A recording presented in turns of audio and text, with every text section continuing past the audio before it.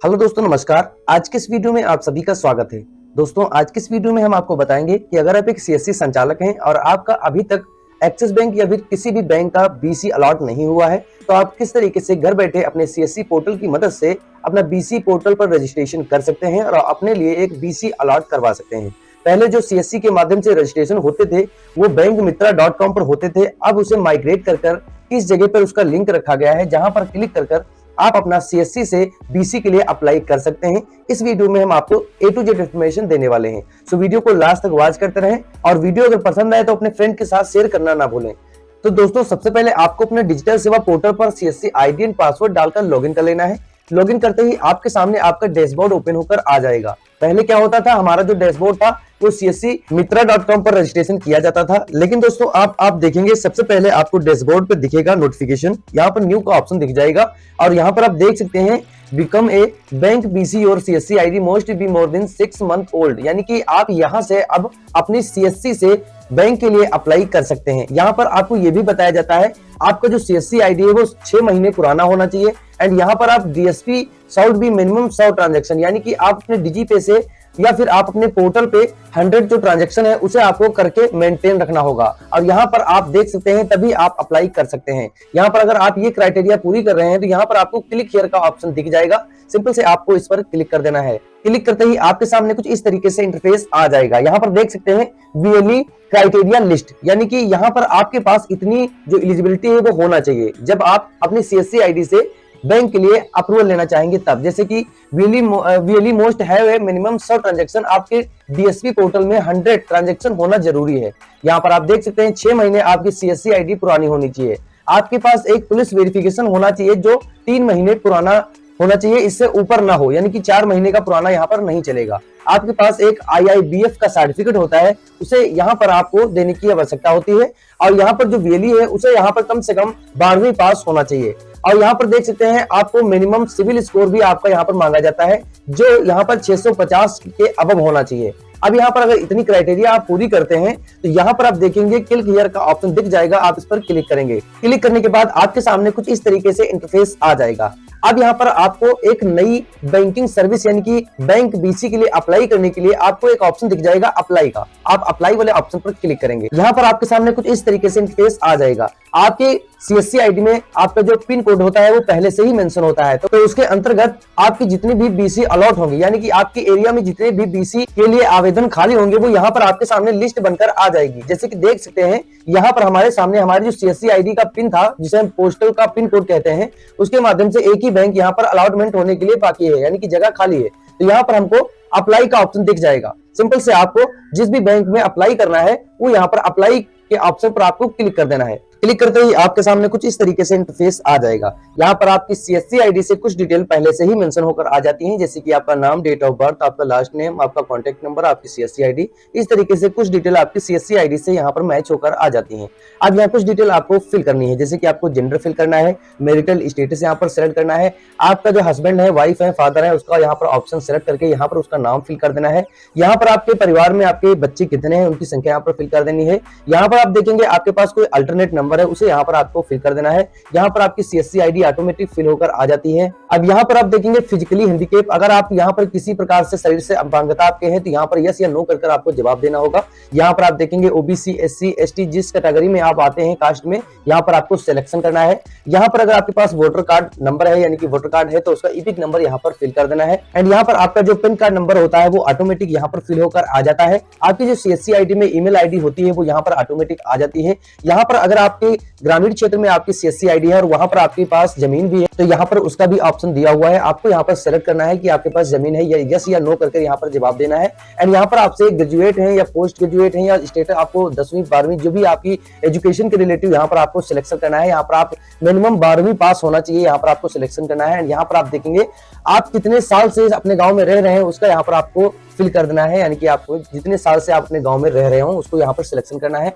यहाँ पर आप देखेंगे आपसे पूछा जाता है आप मुस्लिम है, हिंदू है, सिख है, अगर है, यहाँ पर आपको सिलेक्शन कर लेना है। अब यहाँ पर आप देखेंगे आपसे पूछा जाता है कि बैंक बीसी के लिए जितनी भी चीजें यहाँ पर रिक्वायरमेंट होती है वो आप यहाँ परचेस कर सकते हैं, तो यस या नो कर यहाँ पर आपको सिलेक्शन करना है। फिलहाल के लिए आपको यहाँ पर यस ही करना है। उसके बाद में नेक्स्ट वाले ऑप्शन पर आपको क्लिक कर देना है। जैसे आप नेक्स्ट वाले ऑप्शन पर क्लिक करेंगे तो यहाँ पर सबसे पहले आप देखेंगे एड्रेस डिटेल। यहाँ पर आपको परमानेंट एड्रेस लाइन 1 ऑप्शन में फिल कर देना है, उसके बाद में लाइन 2 में फिल करना है, फिर आपको लाइन 3 में यहाँ पर फिल कर देना है। यहाँ पर अगर आपका ये एड्रेस और करंट एड्रेस और परमानेंट एड्रेस सेम है तो आपको इस वाले ऑप्शन पर टिक कर देना है, वरना आपको यहाँ पर फिल कर देना है। उसके बाद में आप देखेंगे सीएससी सेंटर डिटेल, यहाँ पर आपको फिल कर देना है। सबसे पहले आपको शॉप एड्रेस कंप्लीट रूप से फिल कर देना है। यहाँ पर जो शॉप है उसके आप खुद ऑनर है तो यहाँ पर आप इसको सिलेक्ट करेंगे, या किसी आप रेंट पर लिया हुआ है आपने शॉप को तो यहाँ पर उसका सिलेक्शन कर लेना है। उसके बाद में ऑनर का नाम आपको फिल कर देना है। यहाँ पर आप देखेंगे आपको शॉप का एड्रेस कंप्लीट रूप से यहाँ पर भी फिल कर देना है, वरना आप स्टार मार्क यहाँ पर नहीं लगा हुआ है तो उस ऑप्शन को आप यहाँ पर छोड़ सकते हैं। जिस कॉलम में आपको स्टार मार्क नहीं दिख रहे हैं उस ऑप्शन को आप छोड़ भी सकते हैं। यहाँ पर आप देखेंगे एड्रेस ऑफ कम्युनिकेशन, इसमें आपका करंट एड्रेस या फिर परमानेंट एड्रेस यहाँ पर सिलेक्ट कर देना है। आपका जो पिन कोड होगा वो यहाँ ऑटोमेटिक आ जाएगा, स्टेट ऑटोमेटिक आ जाएगा। यहाँ डिस्ट्रिक्ट आप यहाँ पर सिलेक्ट कर सकते हैं, या फिर ऑटोमेटिक अगर ना आए तो यहाँ पर आप स्टेट और डिस्ट्रिक्ट इसको यहाँ पर सिलेक्ट कर सकते हैं। डिस्ट्रिक्ट कोड भी यहाँ पर ऑटोमेटिक आ जाता है, जैसे आप अपनी डिस्ट्रिक्ट को सिलेक्ट करते हैं। सब डिस्ट्रिक्ट यहाँ पर जैसे सिलेक्ट करेंगे यहाँ पर आपको सब डिस्ट्रिक्ट का कोड आ जाएगा। विलेज का नाम यहाँ पर आपको अपनी सिलेक्ट कर देना है, विलेज का कोड यहाँ पर ऑटोमेटिक आ जाएगा। यहाँ पर आप देखेंगे आपकी जो ब्रांच है, जिस ब्रांच से आप यहाँ पर रजिस्ट्रेशन कर रहे हैं उसकी जो मेन ब्रांच है उससे दूरी आपकी कितनी है, यहाँ पर आप उसका जो किलोमीटर में लिखेंगे कितने 5, 10, 20 किलोमीटर जितना भी है यहाँ पर आप इसको फिल करेंगे। लॉन्गिट्यूड और लॉन्गिट्यूड यहाँ पर ऑटोमेटिक आ जाता है। उसके बाद में आपको नेक्स्ट वाले ऑप्शन पर क्लिक कर देना है। अब यहाँ पर आप देखेंगे आपसे IIBF सर्टिफिकेट के बारे में पूछा जाता है। आपने जिस तारीख को IIBF सर्टिफिकेट इशू हुआ हो उस तारीख को यहाँ पर आप देखेंगे फिल करेंगे। यहाँ पर आप देखेंगे IIBF सर्टिफिकेट नंबर यहाँ पर फिल कर देना है, एंड यहाँ पर IIBF रजिस्ट्रेशन नंबर यहाँ पर आपको फिल कर देना है। अगर रजिस्ट्रेशन नंबर नहीं है तो इसको छोड़ भी सकते हैं। फिलहाल के लिए आपके जो IIBF का सर्टिफिकेट होता है उसमें सारी चीजें मेंशन होती हैं। यहाँ पर आप देखेंगे आपके गांव में कितनी पॉपुलेशन है यहाँ पर आप उसको फिल करेंगे, इनकी कितने ग्राम पंचायत में लोग रहते हैं उसको फिल करेंगे। एंड यहाँ पर आप किसी स्वयं सहायता समूह में जुड़े हुए हैं तो यहाँ पर यस या नो कर यहाँ पर सिलेक्शन करना है। यहाँ पर आप देखेंगे पॉपुलेशन टाइप, यानी कि रूरल है या अर्बन शहर में आप रहते हैं तो यहाँ पर सिलेक्शन कर लेना है। अगर आप शहरी क्षेत्र से हैं तो आप अर्बन, अगर आप ग्रामीण क्षेत्र से हैं तो आप रूरल वाले ऑप्शन को सिलेक्ट करेंगे। यहाँ पर आप देखेंगे लैंडलाइन कनेक्टिविटी, यानी कि आपके पास जो रिसीवर वाला फोन होता था जिसे हम लैंडलाइन कहते थे, वो अगर आपके पास कनेक्शन है तो यहाँ पर आप क्लिक करेंगे, वरना आप नो करेंगे। यहाँ पर आप इंटरनेट कनेक्टिविटी आप बताएंगे कि आप फोन से कनेक्ट करते हैं या फिर वाईफाई से कनेक्ट करते हैं या फिर कोई ब्रांड बॉन्ड है उसको यहाँ पर आप सिलेक्ट करेंगे, एंड नेक्स्ट वाले ऑप्शन पर आपको क्लिक कर देना है। उसके बाद में यहाँ पर आप रेफरेंस डिटेल में आप देखेंगे कि आपका रेफरेंस नेम, यानी कि 2 कैंडिडेट का नाम फिल करना है जो भी वेरिफिकेशन के लिए यहाँ पर आपका ऑप्शन होने वाला है। यानी कि आपकी ग्रामीण क्षेत्र से अगर यहाँ अप्लाई कर सकते हैं, शहरी क्षेत्र से आप अप्लाई करते हैं तो 2 गवाह आप कह सकते हैं, इसमें आपको फिल करने की आवश्यकता है। उस गवाह का नाम यहाँ पर आपको फिल कर देना है, उसका कॉन्टैक्ट नंबर फिल कर देना है, ऑक्यूपेशन में वो क्या काम करता है उसे यहाँ पर फिल कर देना है। इसी तरीके से दूसरे वाले ऑप्शन में भी आपको रेफरेंस डिटेल फिल कर देनी है, नेम फिल कर देना है, कॉन्टैक्ट नंबर फिल कर देना है, एंड यहाँ पर आप देखेंगे ऑक्यूपेशन में उसका क्या काम करता है वो फिल कर देना है, एंड नेक्स्ट वाले ऑप्शन पर आपको क्लिक कर देना है। यहाँ पर आप डॉक्यूमेंट अपलोड करने की आवश्यकता है, जैसे कि आप देख सकते हैं सबसे पहले पैन कार्ड की यहाँ पर आवश्यकता है। यहाँ पर हर एक डॉक्यूमेंट की अलग अलग साइज है, जैसे कि आप देख सकते हैं पैन कार्ड की साइज 50 KB है, एंड IIBF सर्टिफिकेट की जो PDF की साइज है वो 2 MB की होनी चाहिए। इसी तरीके से सारे ऑप्शंस में अलग अलग KB और PDF में MB की ऑप्शन दिए हुए हैं। जैसे कि हमारा पैन कार्ड यहाँ पर होना चाहिए, IIBF का यहाँ पर जो सर्टिफिकेट है उसे अपलोड करने की आवश्यकता है, एक फोटो यहाँ पर आपको अपलोड करने की आवश्यकता है, करंट सिविल रिपोर्ट यहाँ पर अपलोड करने की आवश्यकता है। अगर आपको सिविल रिपोर्ट निकालना नहीं आता है तो आप कमेंट बॉक्स में बता सकते हैं, हम यहाँ पर आपको वीडियो बनाकर बताएंगे। उसके बाद में एक पुलिस वेरिफिकेशन जो कि 3 महीने या फिर 6 महीने का पुराना होना चाहिए, यहाँ पर इससे ज्यादा नहीं होना चाहिए, उसे अपलोड करने की आवश्यकता है। यहाँ पर आप देखेंगे होम एड्रेस प्रूफ के लिए आपको आधार कार्ड देने की आवश्यकता है, एंड शॉप एड्रेस प्रूफ के लिए आप सर्टिफिकेट इसका दे सकते हैं या फिर आप अपने आधार कार्ड को यहाँ पर दे सकते हैं, एंड क्वालिफिकेशन के लिए यहाँ पर आप अपने 12वीं पास जो सर्टिफिकेट मार्कशीट होती है उसे यहाँ पर आप दे सकते हैं।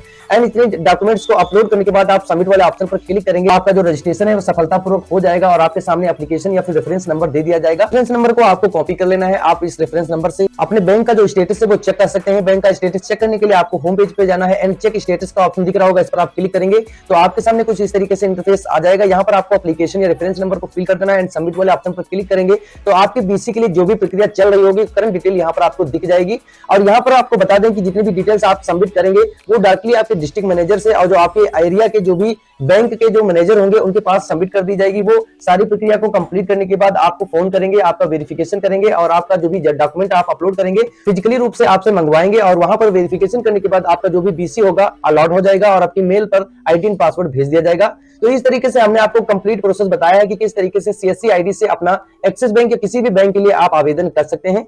आई होप वीडियो में दी गई जानकारी आप लोगों को काफी पसंद आई होगी। अगर पसंद आए तो वीडियो को लाइक करें, अपने फ्रेंड के साथ शेयर करें। चैनल पर अगर नए हो तो चैनल को सब्सक्राइब करके बेल आइकन को प्रेस करना ना भूलें, ताकि ऐसी इन्फॉर्मेटिव वीडियो आपके पास डायरेक्टली पहुंचती रहे। मिलते हैं किसी ऐसे ही वीडियो में, तब तक के लिए नमस्कार।